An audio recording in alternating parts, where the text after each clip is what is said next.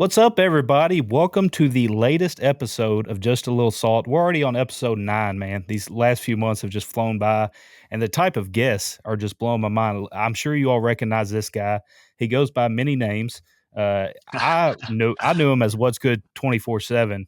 I've Yeah. seen this guy from before I started making videos. He's been around a while. He's now Electric Medic.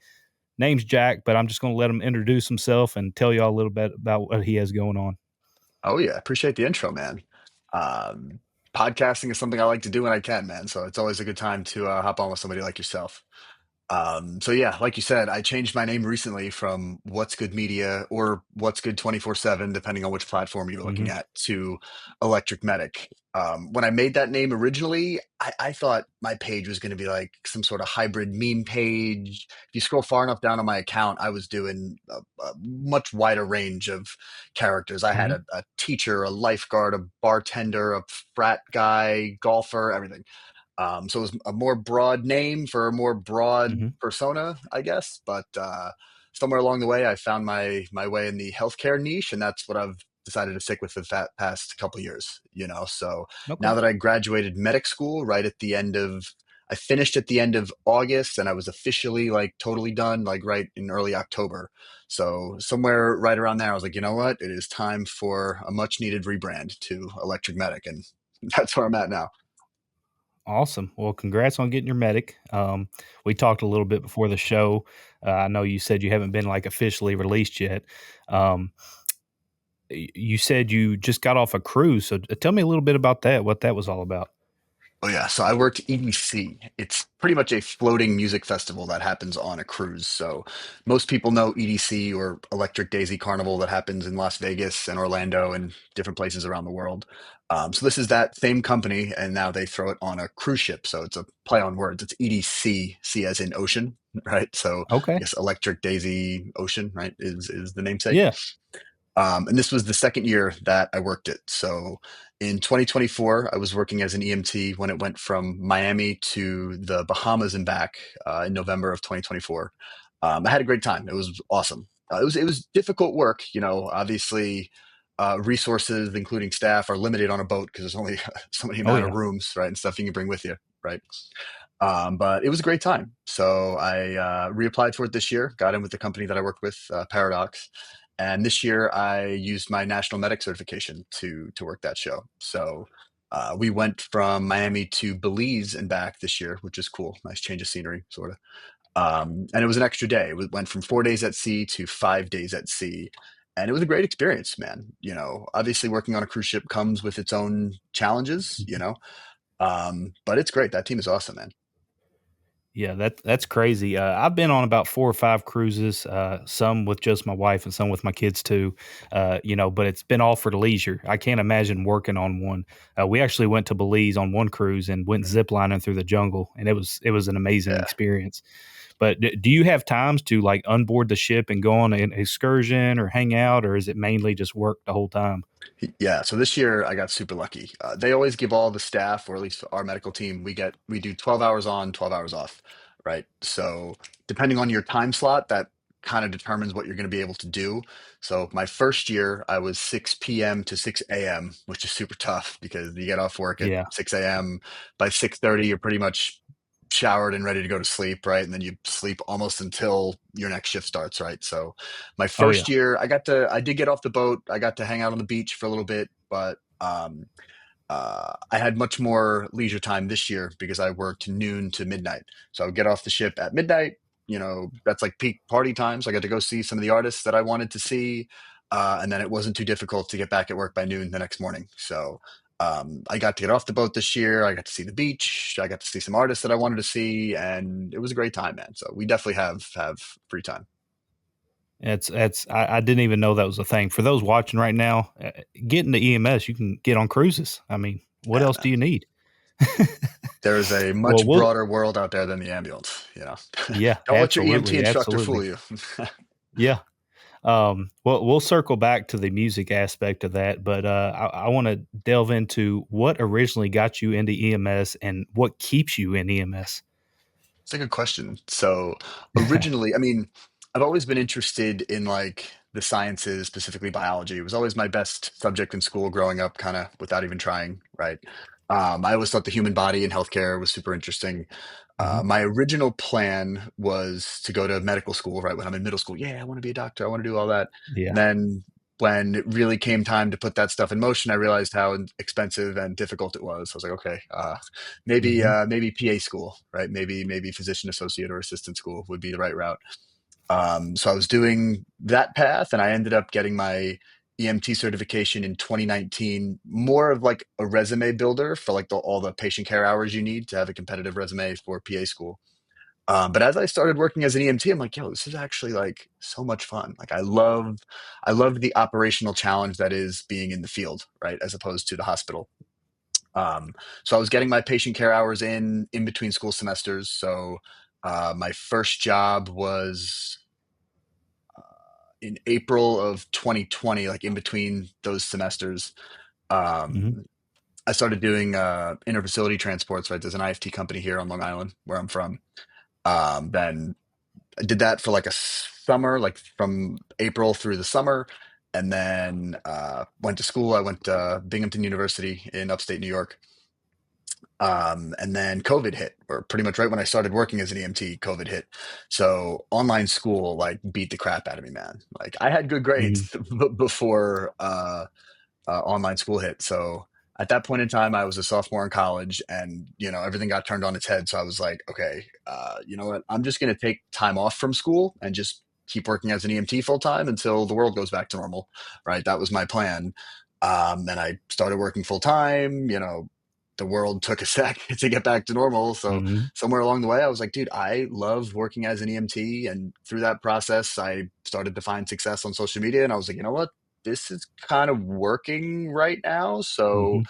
school's not going anywhere. I'm going to see where this goes before I jump back in and finish my bachelor's degree. So um, that's kind of where I'm at now. I've got about half of a biology degree finished. I've got a couple years of EMS under my belt. And last year, around this time, around November last year, this time, I was like, you know what? I really want to go to medic school, man. Like I'm over it. Yeah. I've decided on EMS. Like this is what I want to do for the time being. Like I'm here to stay. So that's pretty much how I got into it, man. It kind of just spiraled. The whole EMS thing kind of spiraled out of control, and now I can't stop. Well, I mean, like you said, you've been in it for 5 years, you've already got your Mhm. medic, you said, what, half of a biology degree? You got plenty of time, Yeah, in life, you're still young, that's something yeah, to be proud of, and that's what I hear from a lot of people is just how, EMS, they kinda start in it, and they're like, "I don't know," and then it just grabs you, and yeah. you don't wanna do anything else. It's addicting, there's downfalls of it, absolutely, Hmm. but there's a lot that will keep you here. If you had to think True. back on these past 5 years, what's the toughest lesson you learned, like, probably early on in your career? It's probably that the 911 system never sleeps. You know what I mean? Those Mhm. first couple night shifts that I did, that was just something that I wasn't used to at all. You Oh, yeah. know, the 911 system that I'm in here now on Long Island, the company that I work for, we can schedule ourselves up to 40 hours, right? So Okay. it's 3 8-hour blocks a day that you can pick and choose from, and plug yourself in wherever they're open. So the first time Mhm. I did an overnight, you know um I got there at like 10:30 for an 11 p.m. start. Went on our first call at like midnight. Cool, I'm no stranger to being up at midnight, right? Then I think we went on another one like maybe 2 a.m., and after that one I was like, oh, I have like 6 more hours of this to go. you know? Yes. And the nature of like going to sleep or like getting back from a call, trying to knock out on the couch or the bunk room for whatever, but just knowing like you're at the mercy of the universe here. You know what I mean? You are, Exactly. you know, like it's you do get sleep when you have the time, but it's almost not real. Like your body doesn't totally shut down because the call is going to come Exactly. in and that's it. So it's like it's not as bad as like airplane sleep. Like airplane sleep isn't real sleep, but Yeah. on shift sleep is like still pseudo sleep. You know what I Oh, mean? yeah. So that's probably what I would say. That the system never sleeps, and you kind of don't either. Is probably what I'd say is that hardest lesson, man. Adapting to Yes. the night shift life was tough for a minute. Yeah, it's a totally different sleep going at home and sleeping in your own bed and not having that fear of having a call over you the whole night. Yeah, Like you said, if I have 2 runs back to back, like right before I go to bed, when I finally get in bed, I'm laying there with my eyes open for like 30 minutes, just like exactly. And you're just anticipating. like, yeah, and you're just, I'm trying to go to sleep like basically nervous. You know what I mean? Yeah. Like it almost feels pointless to a degree to like try to go to sleep again and let yourself get tired and like drift off because it's like you're gonna get ran again. You know? A- a- Um, and I think that helps us out as far as our EMS videos because we got so many people in our job that goes back and tries to go to sleep, but they just scroll TikTok because they're scared to go to sleep. It runs up our views. so So thank you man, very much to I the appreciate dispatch you guys, right? system. um, Yeah, man. so talking more about your career, you've been doing it 5 years, so I'm sure you're no stranger to hard to process calls. What's something that you do to stay mentally grounded in this career? Ooh. Honestly, I think it's I have a pretty simple mindset about it. Regardless of what you're encountering out in the field, as long as you or myself, as long as I am checking all the protocol boxes off and I'm doing everything to the best of my ability, if I can honestly say that I did that, right? I followed my protocol correctly enough, right? I did a good of enough job where I can, say I did it right, Hmm. then whatever happens is just the will of the universe, man. It's an ugly world out Yeah. there. Crazy stuff happens all the time. As long as I did the best job that I could or I operated adequately, I can honestly say I did an adequate job as far as the call went. I get a lot of peace of mind there. There's only so much Yeah. you can do on some of these calls. You know what I mean? You Yeah. can't save everybody. You can't improve every situation. Sometimes, you just got to work with what you got, so, Hmm. um, some of these calls where the outcome you show up right away and there's going to be a pretty negative outcome here. If I can help it within the means of my ability, great, but sometimes you just can't. And I was Yeah. able to accept that pretty early on, I think. So Hmm. um as long as I can honestly say to myself that I operated correctly within my scope of care and protocol at the end of the day, like whatever happens happens, man. That's just the way the world is. No, that's great advice. I know a lot of newer people struggle with that, but the more you go on runs, the more you experience, you start to realize that, and it helps you in the end. Yeah, If and I think some people are able to grasp that sooner than others, yes. but some Hmm. some people, I've said it in videos before. Some people they have a hazardous level of empathy. You know what I mean? And it's Hmm. so it's so Yep. hard for some people to disconnect. Maybe it's a genetic thing. Maybe it's just the way their upbringing went or whatever. Hmm. And obviously that's not to that person's fault, but Yeah. No. No. No. some people have a really hard time being able to disconnect from stuff. Even calls where they showed up, improved the situation, but it's still negative for that person in general. Even that still like really beats some people up. And I think that can be worked through, as you work through the job more. Yeah. Yeah. Yeah. But some people have a much rougher starting point than others when it comes to this job. I think just their natural like conception of empathy and kind of stuff like that. You know what I mean? Yeah, yeah, yeah. If you have too much empathy to a point, it can start to be detrimental to your own mental health, in my Yeah. opinion, because Hmm. you start to beat yourself down, caring so much about other people, and it's a good Hmm. thing to care, but there you have to You find have that to. balance because you have to take care of yourself. Hmm. Um, see, still talking about EMS here. If you could change one thing in EMS instantly, what would it be? Oh, I mean, the pay is the obvious answer, right? Yeah. uh, the Yeah. pay. If I could change one thing instantly, so I guess that's about the industry as a whole, right? So, Hmm. um, okay, here's a little bit of a hot take. If I could change one thing instantly, I would make it so that to become a paramedic, that's a bachelor's degree, a full-fledged bachelor's degree, and treated as such by society. And to become an EMT, that's an associate's degree and treated as such by society. Obviously, that wouldn't really work in the real world because the need for Yeah. EMTs specifically, you can't expect everybody to have an associate's degree. But if that was the case, then the pay and conditions and the societal understanding of the job would be so much greater, I think. you Oh know, yeah. and I think that's The why nurses see a lot of success in that regard, you know, because the whole BSN program. I think yeah. if EMS had that same pathway of education, I think we would see a lot of improvements in the industry. Um, so yeah, I would say the one thing I would change is that the education pathway would mirror nursing to that, so that we would have, you know, similar attributes to nurses. It would make a lot of If that sense. was a requirement, they would have to change the pay because it would take us our whole career to pay off the Yeah, college that's what I'm degree. thinking, right? So I know that a bachelor's in paramedicine does exist. I think Mhm. University of New Haven, Connecticut offers a program right now, but it's pretty Yeah. rare around the country. And you Mhm. know, if you're a medic that goes to get that and you show up to the job, hey, I've got actually got a bachelor's to do this job.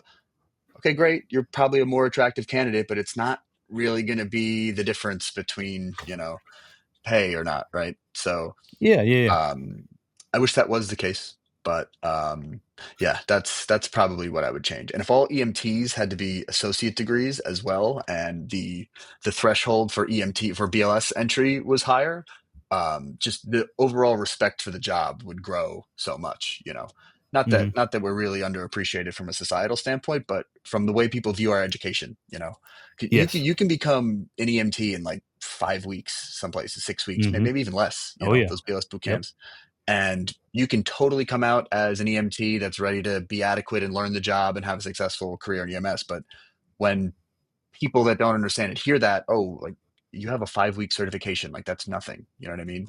They don't understand what it really means, you know? So, Oh, yeah. for that societal perception reason, I wish that a BLS cert was an associate's degree and an ALS cert was a bachelor's degree. I think that would change a lot for the industry. Hmm. Well, we'll see. Maybe one day, man. Yeah. We're we're gonna shift into shift life and the humor side of EMS. I'm gonna do a few questions on this. Awesome. So, thinking back at all your calls, what's the Mhm. funniest thing someone has ever said to you on a call? Ooh. Patient, coworker, whatever. Okay, so yeah, so the funniest thing that somebody has ever said to me, Eh, um, we'll say honestly, said or done. yeah, yeah, okay. Honestly, it's probably a true story that I've reflected in one of my videos before, where Okay. um, we got called for a sick adult, and we get there. It's I forget if it was an old man or an old woman, but sitting in a chair, blanket over their legs. I'm assessing them, doing my whole run through, and I got to the point where I felt comfortable asking, okay, like, do you feel comfortable walking out to the ambulance? And they didn't have legs; they were double amputee. So um, Been there. that was one of those things where, you know, the patient was cool about it, time of, so I was able to laugh about it later. That was one of those things where it's like, wow, I can't believe I just did that. Like, Yes. you know, maybe check to make sure that your patient has legs before asking them to ambulate. You know, Yeah, and you know, um, I've done that before, and my experience, a lot of the amputees have a great sense of humor about it and about anything in general. yeah, they My were my able to laugh my about it with me. You know, so that's why I yeah, didn't. You know, it didn't. I didn't totally evaporate as time of, yeah. but I yeah. mean, just thinking back, my grandmother, she was an amputee, missing a leg, and at mine and my sister's birthday parties, all her friends would be over, and she would pull it off and shake her stump at them. She thought it was so Oh, funny. jeez. But you That's know, good. it's yeah, I did a similar video on that like you did, and it's amazing Mm. the type of people that comment that have the same experience. I mean, we all do it, you know? Yeah, yeah. I'm glad they were cool about it. Yeah. So, w- what call type instantly ruins your mood? Oh, you know what it is? It's low speed motor vehicle accidents. Like when people like tap each other in parking lots, and you can immediately tell that it's probably more of an insurance issue and like a legal thing for these people than it is like a real healthcare standpoint, Yes. you know? Yes. Like when the location for your motor vehicle accident is a grocery store parking lot. I've gotten called for fast food drive-throughs, you know? Yeah. Yeah, you know, showing up, no airbags deployed, which doesn't necessarily mean it's not serious, but Yeah. once you really see all the details of the call here, like the damage on the car, you got to like squint at it. You know what I mean? The person's taking a picture of it with their phone this close, and it's like, I want everything documented and make sure it's in your report. It's like, okay, Yes. Yes. like car damage is a finding that we report, right? But that's usually for like Mhm. real serious mechanisms and vehicles that roll over and all that stuff. We do report the amount of airbags that were deployed, and if there were people were restrained or Mhm. not, and if there was rollover, all that stuff. But like, uh, you know, an inch scratch on your bumper versus a 2 inch scratch on your bumper is not really something that's pertinent to us. Yes. Um, Yes. look, at this point, I'm worried about you. Do you feel okay? They're like looking around, they're busy, they might be on the phone, and then you're trying to figure out, and then, yeah, my neck does hurt. All right, well, I'm going to treat that like a neck injury, right? But then they're Mhm. unreceptive to wanting to wear a collar, and they, want to do a million things before, uh, you know, we really get to do a thorough assessment on them. And it's just diffusing those situations is really annoying, man. A low speed motor vehicle accident gets really annoying. No, no, I agree completely. Like I Yeah. said, getting dispatched to a fast food drive-through, I was like, "What in the world?" Yeah, man. I mean, And look, you it's can like, definitely get really hurt in a parking lot, right? But yeah, once you show yeah, up and you really yeah, start to realize that this is just a fender bender that both parties are just really upset about, like from legal and insurance reasons, it's like, all right, mhm, you're so low on their priority. You know what I mean? They don't even really yeah, care that you're there, but then they do want your help. But then like they want to do other stuff first, and it's like, all right, like, do you want help or what are we doing here? you know? mhm. Yeah. So, we just talked about type of calls, so if you had to think about on shift, what's your biggest pet peeve, like, either, like, an off-going crew does or somebody on your crew or just anybody in general? What's your biggest pet peeve about, like, station life? So something that my station does, I don't know if it's like popular or widespread around the country, but every once in a while I will end up alone at work where maybe my partner calls out or somebody's got to go do something quick or there's some lapse in the schedule where I will be there as a solo provider, right? So our standing orders and our protocol at that point, like, okay, a call comes in, I'm still going to go. So I'm going to drive the ambulance to the scene alone, right? Mhm. I key up with our dispatcher, hey, I'm responding solo. Please start out mutual aid, XYZ. Yeah. There's a funny correlation between if there's a lapse in our scheduling and I'm going to the call alone. When I call for mutual aid, the first person they try, not available. That department's not getting out. That department's not getting out. You end up getting all the way to the scene alone, and you show up in an ambulance as a credentialed healthcare provider and you start doing what you can. But when it comes to transport, it's like, well, we can't go anywhere yet.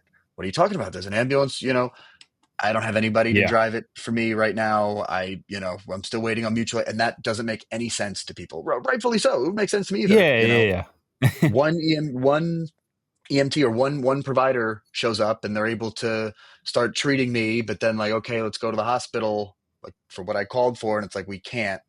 Well, what's wrong with the ambulance out front? Nothing. I just don't have anyone to drive it. How is that possibly the case? You know what I mean? People don't Yeah. understand that there's lapses in the system like that. It used to be pretty easy to work around because I would be able to have a police Mhm. officer drive. So in Nassau County, somebody will call 911. 99% of the time, a police officer and an ambulance shows up if that's what's requested. Right? Cops are always going to be at 911 calls. So as a solo provider, great. What's going on, officers? I do my whole thing. They help me get the patient out in the ambulance. They drive my ambulance. I'm in the back. No problem. Right. But they don't let them Mhm. do that anymore. I don't know if it's a policy or how like strict they are on it. But the last couple of times I've asked a police officer to drive me when I'm solo, they're like, oh, we're not allowed to do that anymore. Okay, well, let's go down the list of mutual aid here and see how long this takes because, it's just what it is. There's holes in the system sometimes. Yeah, I can't imagine how awkward that is because I've never dealt with that on the ambulance, but I have been in situations where I'm on the fire truck and all our ambulances are out and we have to wait for an outlying county to come Right. in. And you're just Hmm. sitting there for, 15, 20 minutes for like, well, Yeah. how's it going? Yeah, so that's like pretty much the exact same issue where you're able to be there Yeah. physically, but without the ability to transport, and it's just like I hate that. So it's nobody's real fault. There's just sometimes there's Yeah. lapses.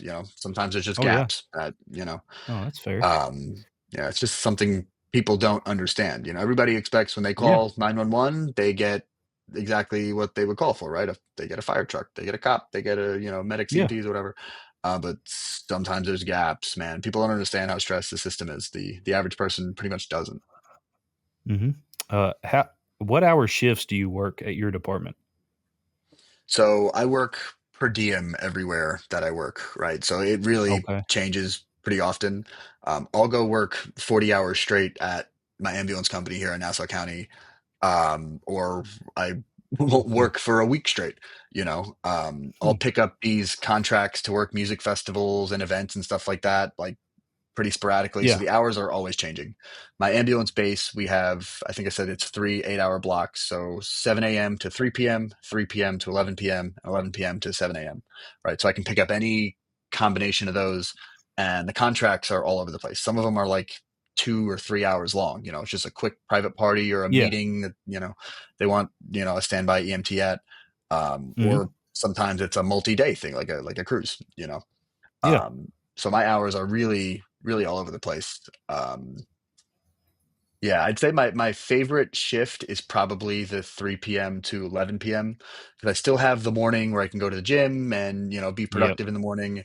And then once I get to work at 3, I know I'm here like for the rest of the day. Like I'm not going anywhere else. So I'll usually make sure to like save work or productive stuff that I have to do that I can do at work, like anything on my computer, pretty much. Mhm. Yeah. Writing, editing, anything else like that. And I can do that while I'm at work, but the stuff I have to like run errands for and be out for, I can do in the morning, and it's a pretty good balance. Okay. So yeah, it really changes a lot, but that 3 to 11, that's a nice shift, man. I like that one. So no matter the how many hours shift you work or where you work at, I'm sure you have one go-to survival shift item. What would it be that you take with you every shift? Oh, okay. I'm always taking a phone charger. It's pretty common. I'm really big on always bringing a toothbrush and like a change of socks. You know what I mean? There's always a fresh pair of Ye socks in my bag. It's so Yeah. easy to step in a puddle. It's so easy for Oh, something to yeah. spill off the table and hit you in the shoe or go down your boot. And now you're the wet sock guy for the rest of the ship now. I always got a pair of socks on me. I'm big on the little flosser picks. Oh, yeah. Yep. I've got a really bad habit where whenever I'm at work, it's pretty much a guarantee that I'm gonna order food somewhere, go pick it up, order it in, whatever. I'm gonna buy food out because if I'm on the clock while I ordered it and I'm eating it, like technically making money, then it's free, right? So, Yeah. um, I'm always good for a meal on the shift, whether it's 8 hours or 40. I'm definitely eating on that shift at least once. So I'm super big on the floss picks. A piece of anything stuck in my teeth for any amount of time drives me nuts. Yeah. So floss picks, I'm big on fresh pair of socks. I'm trying to think what else I like, always bring. Um, I just started carrying around one of those lights. That's actually this guy right here. These collar lights that you can kind of clip on your collar like this. And Oh, yeah. I think this Yeah, one's dead, but yeah, it's dead. But just click on anytime you need some extra light, just hands free, right on your collar. I'm big on. I think O light. Yeah, O light. Big on these.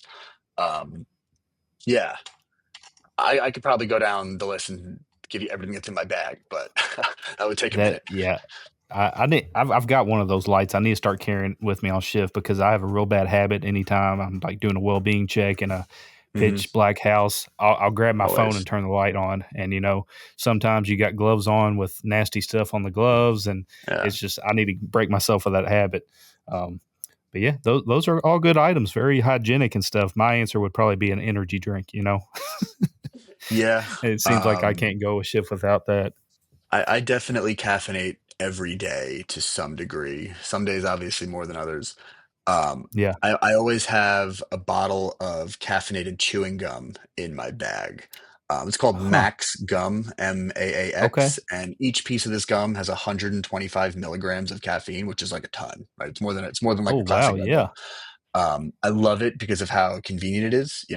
You wake up in the middle of the night, you don't really to go on a call, you don't really have time to drink a whole energy drink or at least drink one in the way you'd want to, right? But Yeah. biting off a half piece of this gum or a whole piece of this gum, chew it on the way to the call, like it absorbs through your mouth super quick, like it's really good to go. Yeah. So that fast caffeine source I always keep on me. But if I have the leisure of being able to enjoy an energy drink, I do always like an energy drink. Big on coffee too. I like Yeah. black coffee. Oh, yeah. Love it. So we're Hmm. gonna shift into your social media career. Hmm. What inspired you to start posting content in the first place? So I was when TikTok specifically started to get really popular, at least around me. That was in 2020, like early 2020, like right around when COVID started, like the whole lockdown thing. So I was 20 years old and I was a sophomore in college at the time. um All my friends started to download, oh dude, I'm on like watching these TikTok, but people would text these videos to me, but I didn't have the app, so it was like weird to watch them. Yeah. But it started to get popular, like, yeah, like everybody's got this app, okay, I guess I'm gonna get on this app now, right? Just to Mhm. scroll and consume the content, right? um One of my friends at school, one of my college buddies, started posting on the app. We were at college together. He started making these like frat guy videos, like POV, like frat guy comes up to you at the bar, right? Stuff like that. And he Yeah. started posting it first, like, dude, like, what are you doing? Like, why are you putting yourself on Mhm. this app? Like, Yeah. at the time, the app still had the reputation for like, oh, that's the app for like, teenage girls to do the classic dances on or whatever. Like, it was Mhm. like, what are you doing on there? And he just didn't care and he kept posting, and he ended up doing the whole like move out to LA, like, millions of followers, and we like blew up, you know what I mean? So we all watched that Yeah. happen. We're like, oh my God, like, you know, TikTok was the first platform where you could have 0 followers, make a post, and get millions of views.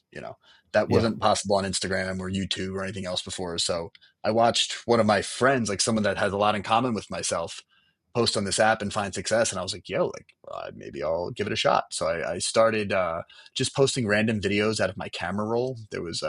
I did a lot of lifeguarding growing up. And over the summer of COVID, we weren't allowed to, like, the whole 6 feet thing, separation. We weren't allowed Yeah. to like physically touch each other to like drill saves and stuff. So my like the town supervisor was like, hey, we need you to, still conduct the drills, but like, do it with being 6 feet apart. So I had the lifeguards save a traffic cone. I would kick a traffic cone into the deep section, like the dive tank, and they would jump in and save it and just treat it like a person, right? It would float down slowly, so it kind of worked, right? So Yeah. a video of my lifeguards saving a traffic cone. I just decided to post. It was pretty much the first thing I posted. Like, it blew up. It got like 5, 6, or 7 million views, and I was like, "Oh, this is nuts! Like, that didn't exist before." Yeah. So the biggest spark to my social media career was the idea that you could get the viewership without the followers first, which was TikTok was the first app to introduce that in 2020. Mhm. So that idea, it got me hooked on the likes and comments, watching them pour in. So once I exhausted everything that I just kind of had filmed arbitrarily, I was like, you know what, maybe I'll try doing some of these skits. And like I had mentioned, I did my own version of the college character and the bartender, all that stuff. Mhm. I did that for a while, probably through 2022, maybe 2023. And then obviously I'd been working as an EMT for the time. So I was like, okay, let me try an EMT character. Let me do a funny EMT. And I did it and it worked. And I did it again and it worked again. And I was like, you know what? Like, it makes sense to like actually niche down and like pick a lane, Mhm. you know? Um, and that's what I loved doing in real life. That's what I was spending most of my time doing. And I was like, let me just marry these together and see where I end up. So yeah, the biggest push for my social media career was the fact that you could post with no followers and get viewership like you had millions of followers, like right out of the gate. So that Yeah. TikTok algorithm was a big inspiration or big source of motivation for me early on. I know I've seen you do videos with the worst responders. How did that come Mhm. about? Yeah, so that was in 2023. I think I first messaged them. I had obviously been posting pretty much exclusively on TikTok for a while, right? Because that's where you Mhm. would get that algorithm-based Yeah. viewership. Um, TikTok Reels, I don't even think really existed yet, because obviously every platform has now followed suit. Every platform you can post with no followers, and they'll just, get picked up by the algorithm and be shown to whoever. But Instagram wasn't really doing that yet, so I would like kind of post on there, but not really. Like, if I would post, it would just be like the direct TikTok saved version where like the watermarks bouncing around. Like, I didn't really take it serious. So Yeah. Yeah. I was looking for other creators in the same niche, in the same EMS niche or healthcare in general, that had success on Instagram specifically.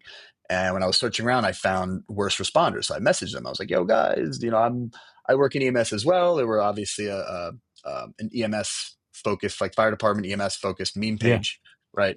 It was a lot of static memes. They didn't really have a lot of like people on camera doing skits or anything like that. I was like, "Hey, I make all this content on TikTok and it does well. I'm struggling on Instagram. Like, do you guys like you want to share my content so like I can like kind of get your audience, you get my content, and like we share exposure that way?" And they were like, "That makes sense to us," you know. Yeah. So they would share my content, we would collab on some posts, and it worked out. Like at that point in time in Instagram, the whole collab posting like really worked. So I was able to get some good exposure, and obviously I would talk with those guys. We ended up getting on the phone a couple times and like kind of meeting in that way. And they were like, "Hey, like if you ever want to come out to Arizona," which is where they're based, um, Mhm. come on out. We've got some time. We've got an office we could film in. Like we could do this out in person out here. I was like, "Let's do it. Makes sense." So in August of 2023, I flew out to Arizona to go meet those guys, and that's the first time I'd ever been to Arizona as a whole. Yeah. Um, and they're really cool guys. There are a lot of veterans out there. Some of the main guys are 68 Whiskeys from the Army. One of the guys is the Marines out there. Some of them are just full time firefighters, right? But it's a collection of guys out there, a little older than I am, but we got along great. Mhm. You know, a lot of stuff in common. Our humor definitely lined up for the most part, and we were able to make some really cool videos early on. So yeah, it was kind of just a spur of the moment thing where we had time at the same time, and I was like, "Yo, come on out, and let's film and let's see what happens." And now I've been out there like 6 or 7 times now. I've taken like a dedicated trip out there to go hang out with those guys and film. One of those trips was like 3 months long. I spent 3 months. I love Oh, Arizona wow. too. Yeah. The first time I visited, it was 115 degrees the first day that I visited there in August 2023. But I was like, you know what, dude, the palm trees, the humidity, everything made sense to me. You know what I mean? I was like, I don't care that it's this Yeah, hot. yeah, I love it out here. You know, I'm not built for the cold. So um later that year, like end of 2023, I lived out there from like September through whatever 3 months later is, like middle of September to middle of, I guess, November or December. yeah. Mhm. I loved it, man. It was awesome. And like I said, since then I've been out there like 6, 7 times. I just got back. So once I got home from EDC when I was working that cruise ship, I was home for one day and then I flew right back out to Arizona to go hang out with those guys for, I think I was there about a week, maybe 8 or 9 days. And we filmed some cool stuff. So Yeah, yeah, man, you those just guys are took great. that leap, man, and, Yeah. all that transpired. Looking back, this whole social media career, what would you say would be the coolest thing that's happened from it? Oh, the coolest thing. I was able to collaborate with a DJ pretty early on. His name's Subtronics. He makes electronic music, particularly dubstep, if you're familiar. Um, he was an artist that I started listening to around like 2020, maybe 2021. He had a song called Scream Saver that came out, Mhm. which was like super sick. Made a lot of waves in that part of the music industry. And I was working at a music venue at the time called the Brooklyn Mirage or Brooklyn Mirage here in Brooklyn, New York City, obviously. And he was coming to perform, and his manager reached out to my boss, who then reached out to me and was like, "Hey, you make a lot of like music festival sort of EMS stuff, like, you know." And I had used his music as background in some of Mhm. the videos I had made. They're like, "Hey, maybe you guys could do a collab." And I was like, "That sounds great. I can't believe that this guy is receptive to it." You know, he's a Yeah. headlining DJ at this venue that I work at, Mhm. right? Um, and so I showed up to work that day, obviously ready to work the whole shift, being on the medical team for that show. But I had my tripod with me. I had all my lines written. And I ended up being able to meet up with him and we made this video together. So the premise was like, you know, you passed out at like a music festival or you passed out at a show or whatever. And I'm like, you know, it's like the camera's waking up and looking at me. And then he, the artist, is also there. And we're like caring about you together. You know, we're like, "Oh, Yeah. dude, I thought I killed you with that bass drop or whatever," you know. And I had lines written for him and everything. And he like read them over and like hit his cues. And it was like, whoa, you know, like the collaboration worked. You know what I mean? It was such Mhm. like a shot in the dark if it was even going to happen. Um, Yeah. yeah, collaborating with Subtronics. His name is Jesse in real life. Collaborating with him was really really cool. And since then he's gotten so much more popular too. So now that like people see that video that it was 2 years ago, it was like, oh dude, like that's really that's really cool, you know. In terms of people that make dubstep music, he's like he's top tier, man, you know. So I was super lucky That's to be able to collaborate with him the times that I have. So that's probably that's the sick. coolest thing Yeah. so far. um yeah, probably that Subtronics collab. That's what a lot of people don't realize is when they think EMS and starting in the job, they think they're confined to an ambulance, but there's so many different Hmm. avenues you can take. Like you talk about working at these music festivals, which I bet is a crazy experience. Music's a Yeah. big part of my life. I love every genre of music. Except I don't really know much about dubstep. I might have to look into it now. I remember I Mhm. listened to Skrillex back in college, but that's Yeah, about the hey, extent of yeah. it, you know? But I made a video one time. These girls posted they were doing EMS standby at a Little Wayne concert, and I'm like, how cool would that Yeah. be? You know? And I just don't have the time. I know there's companies out there you Mhm. can work for to do that kind of thing, but I think maybe one day just to scratch that off my bucket list, that'd be cool. Yeah, man, Cool. it's such a nice change of pace from the ambulance, you know? Like, it's like a different sport, you know what I mean? It's like football Hmm. to rugby, very similar, but there's, you know, there's definitely some different Yeah. operations, and working specifically with this one company, Paradox, I've been able to travel all over the country at this point, you know, working festivals for them.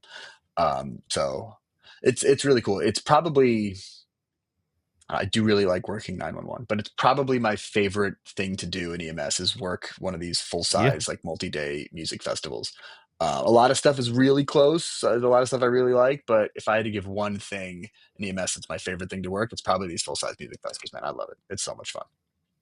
I bet there's some interesting runs that goes on at those festivals as well, like patients you deal with. Yeah, yeah, it definitely is. A story time video that I've told before is when I was working. That was at the well, actually I shouldn't say the venue because of like HIPAA, but Yeah. I was dealing with a patient where um, they were super agitated, intoxicated, you know, discernibly hallucinating and stuff like that. And specifically me, myself, my presence was like disturbing this patient. They were kind of calm with other people, you know, they still Yeah. needed some help, but when I was attempting to just get a set of vitals from them, like I was making the situation worse, and I didn't really know why. I didn't know what was going on. Yeah. Turns out that this person was tripping seriously hard off of hallucinogens, right? Some pretty Yeah. powerful psychoactive stuff.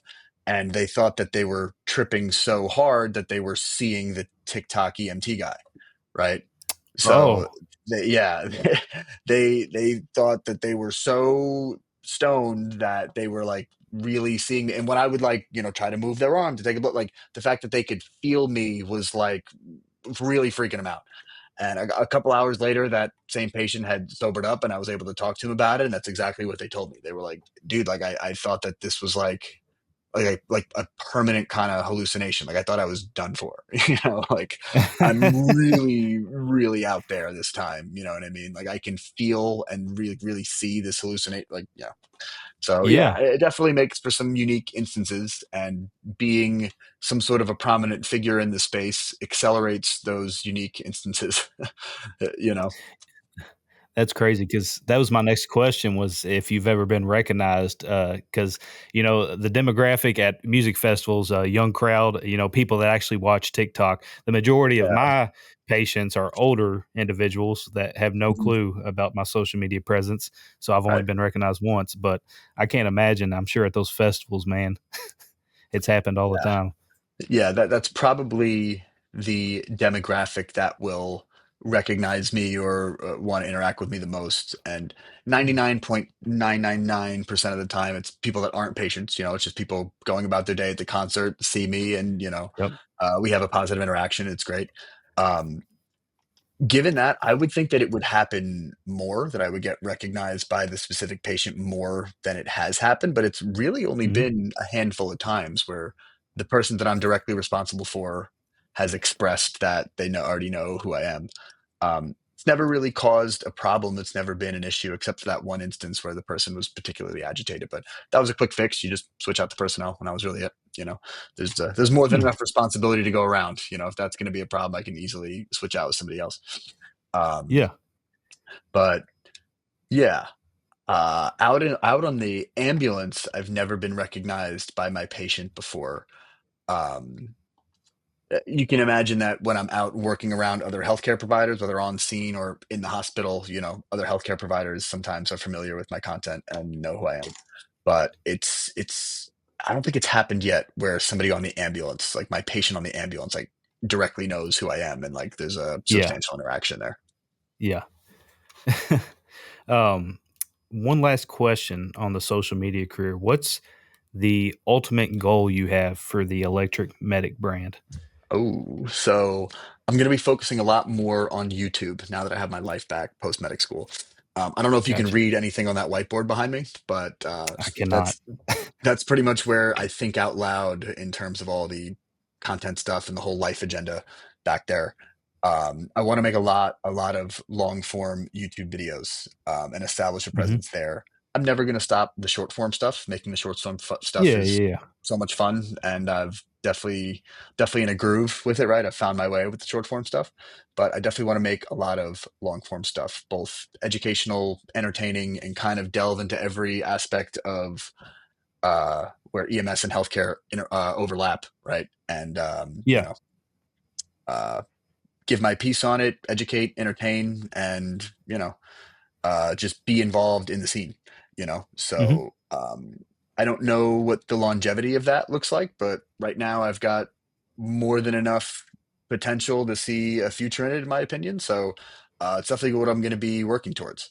Um, if or when it just fizzles out or I get sick of it or I Hmm. figure out a way to get canceled, I don't know, Yeah. something, then I'll change gears and kind of do whatever. But that's um, a bridge I'm going to cross when I come to it, right? So, um, yeah, definitely my YouTube presence for the foreseeable future for the Electric Medic. Um, yeah, that's pretty much the way that I can answer that question right now. Yeah, that I just recently started up on YouTube again because it's something Mhm. I've never really posted on. I started it when I started everything else, but I just find it a lot harder, and Yeah, it's something I'm trying to establish myself on as well. So for everybody listening, go follow the Electric Medic and the Salty Paramedic on yeah, I YouTube. Give us appreciate it, a, man. or not follow, subscribe. See, I don't even know the lingo on Smash YouTube. that like button and subscribe. Yeah, Yeah, I was yeah. I was able to find some success with the shorts category on YouTube, right? Which is Hmm. brand new in the grand scheme of things. I think they introduced shorts in 2022. I want to say it didn't exist beforehand. Yeah. And its initial phase, like the viewership on it was super low. Nobody was watching YouTube shorts. Like it wasn't really on there. If you were posting Hmm. on there, bigger creators that already had an audience were doing well, but the circulating algorithm wasn't really working yet. Yes. It wasn't until like a year and a half later that it started to work. So I had my entire catalog on YouTube Shorts. Didn't really get a lot of traction. Right once it came out, I was like, okay, cool. Yeah, I'm gonna post on here too. 'Cause I have all my stuff saved. Right, I can just dump it Yeah. right on there. Didn't really get a lot of traction. Um, uh, I started to see other people on YouTube Shorts like have success, and I'm like, I don't really know what's changing. I don't know what's going Yeah. on, but I was like, you know what, screw it. I deleted everything and re-uploaded it a little bit more carefully. I was more careful with the edits, and I would make sure to go in and make sure my thumbnail was looking exactly right, and I had like hashtags in my description in a certain way that Hmm. some random forums would say that you should do it right, and I had Yeah. like I tweaked the technique a little bit, and I don't know if it was a timing thing or a application thing, but I started to see success, and some of those videos started to get more traction on YouTube Shorts than they would on any other platform. You know, so I've been fortunate enough to garner an audience on YouTube now, and um, yeah, it's definitely one that I want to focus on because the potential to make long form stuff and like have a more substantial presence on there is higher. There's much less professional like TikTokers or Instagrammers than there are like Yes. YouTubers. Like being a YouTuber is, I feel like it's more of a vetted pathway to have Oh yeah. longevity in the content creation space. So that's Absolutely. definitely why I'm attracted to it. So if you're ever looking for some tips on how to put your stuff on YouTube Shorts, I don't know if that's still what you're doing, but I'm happy It to share is. with you, I man. need some tips because they don't hit as hard as TikTok and Instagram and all that. So I'll definitely hit you up. Of course, yeah, man. Later this week, I'll give you the Yeah, playbook. yeah. Cool, man. All right, we're gonna. I'm gonna ask a few questions just to behind the scenes and personality, and Yeah, absolutely, man. we should be closing up soon. Cool. So, uh, if your coworkers had to describe you in 3 words, what would they be? Oh, I get told a lot, specifically when I work music festivals. I get told a lot that I have golden retriever energy, right? I Uh, see that. yeah, I'm a big believer that putting out positive energy usually yields a net return of positive energy, right? Yes. So specifically at music festivals where your interactions with the public and your coworkers is like 100 times more than out on the ambulance, right? Hmm. At a music festival, I have a team of 20 other EMTs around me and 50,000 potential patients and public and patrons that I'm going to be interacting with. I just put a lot of positivity and energy forward, and I usually get that back. So that's like kind of my strategy for my public perception when I'm at work. And I pretty much do the same thing on the ambulance, despite there being a lot less people to interact with. Um, but yeah, the term golden retriever energy is probably what my coworkers would throw around when it comes to describing me at work. That's a good trait to have on the ambulance because I'm sure Yeah, you've it met those works. people that have bad attitudes, and it just Yeah, there's some black cat energy out there. yeah, yeah, yeah. Golden retriever is way better. Yeah. um, is there a skill that you have that nobody knows about or very few people know Oh, that about? nobody knows about. Um, I like to skateboard. I would say I'm proficient in skateboarding. I'm not great at it, but I could definitely skate. I've posted on a skateboard a few times. Maybe on my whole page, there's like 2 or 3 videos where I'm skating. I can do a kickflip and some other tricks, and I can carve in a bowl and do some stuff like that, but it's probably a lesser known skill. There's definitely, I used to do a character where it's like POV, like, or like, it was just called like this guy at the skate park, and I'd be like some stereotypical character at a skate park, but I am actually skating in the video. So that's probably Yeah. a lesser known one. Um, in that same vein, I've done a wrestling character before, like the sport of wrestling, obviously. I wrestled in high school and I have vestigial skills from that, like handstands and backflips and front handsprings and all that kind of stuff. So it's probably a little lesser known.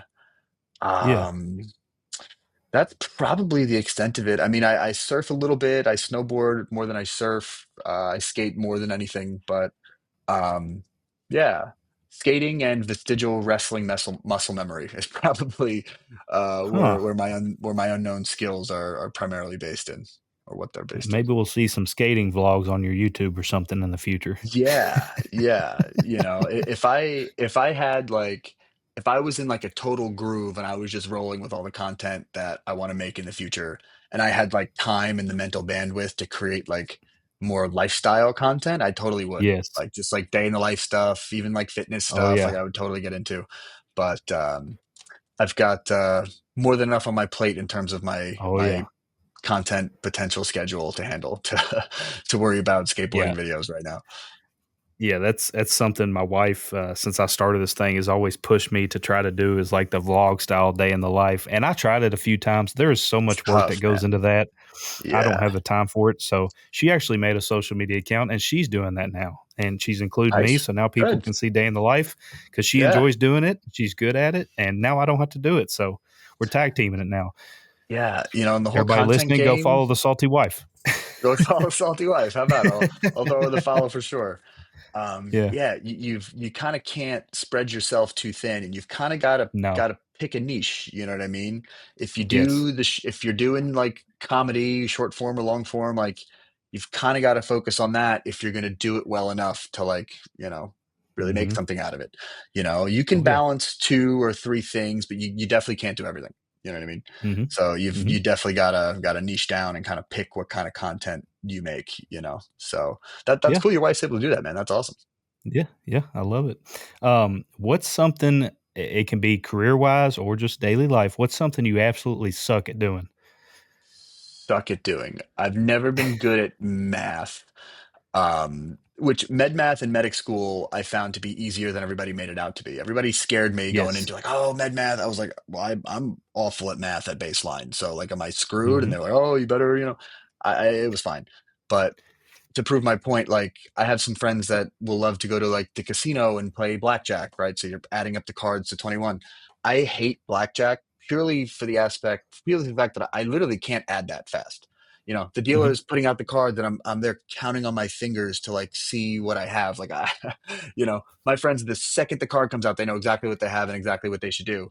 I'm sitting there like squinting and like trying to do trying to add 7 plus 6 in my head and then like, Yeah, decide what to do from there. And I slow the game down and I suck at it. So yeah, maybe I could say blackjack. I suck at the game of that's fair. blackjack is probably what I can say to summarize that just from That's having fair. a baseline being bad at math, just the quick, simple math, it's just, I Mhm. don't know. I don't have room in my brain to do the simple stuff like that. This last question, I'm sure there's plenty of people watching that are big fans of yours, likes the videos you post, are inspired by them. If you had to give one piece of advice to someone watching right now that would want to start in that social media space, what would you say to them? So in the social media space, if you're going to get started in social media, Mm. um, I would say point yourself in the direction and keep heading in it. And what I mean by that is like whatever kind of content you want to make, write it down in 1 or 2 sentences, like pick an idea and just start working at it. And there's no easy way to do it, right? It's going to be embarrassing at first. It's going to suck at first, but there's no way to do it without doing it. You know what I mean? So you're never going to find a perfect opportunity to start. You're never going to find a linear path to success where you just start and you just see more and more success until you're where you want to be.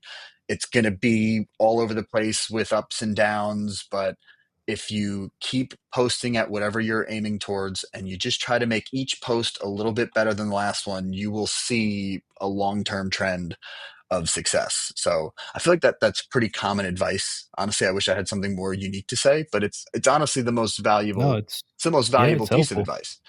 Mhm. So you could be somebody that, I want to start making fitness content tomorrow. You make your first video, and for whatever reason, it blows up and gets 10 million views.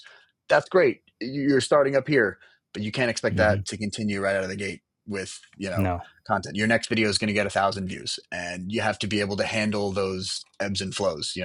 And the way to handle it is to just brush it off and keep going. Whether your video does great or your video does poorly, if your heart's in it and you like what you're creating and you are dedicated to making each post just a little bit better, you're going to find success. You know, Yeah. just keep Great going and advice. keep improving. Yeah. And you'll get Yeah. there. You've just gotta be able to shake off acknowledge the highs and acknowledge the lows, but just keep going. You know what I mean? You'll get there. Yeah. Awesome. Well, thank you so much for coming on, man. It's been a pleasure. Dude, this was a lot of Um, fun, man. yeah, like I said, I've been watching your videos probably since you first started because I've I been appreciate watching you that, for man. years, and it's truly inspiring to get to talk to people like you and just hear their journey through EMS and social media, and get a little bit of tips and tricks along the way. Appreciate So, that, man. You got a uh, real good thing going, man, here. I'm like so embarrassed about my background compared to yours. You know what I mean?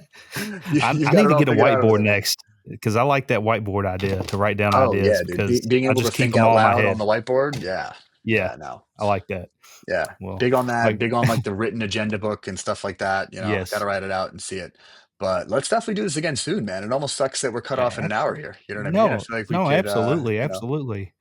And, cycle me, cycle maybe me when back I'm up in around, New York yeah, when I'm in I'll be in New York probably sometime next year. I might hit you up 'cause, Awesome, man. Yeah, for sure. I'm I'd love doing to meet these up, man. speaking engagements. I'm going across the country, and I would love to start doing collabs with different people. So, Fantastic, man. I'll definitely keep you in mind. I said the same thing to Nurse Stank the other day to Carson Oh, because yeah?